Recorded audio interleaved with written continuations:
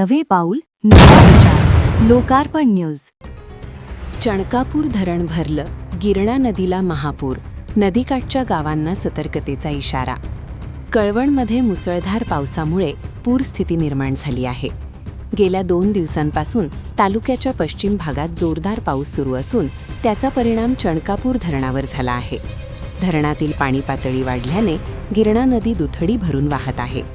कळवणमधील संगमेश्वर मंदिर परिसरात नदीने रौद्ररूप धारण केले असून नदीकाठच्या कळवण, सटाणा आणि देवळा तालुक्यातील गावांना प्रशासनाने सतर्कतेचा इशारा दिला आहे. नागरिकांनी नदीपात्राजवळ जाणे टाळावे आणि प्रशासनाच्या सूचनांचे पालन करावे. बातमी संकलन नंदू पगारे, कळवण.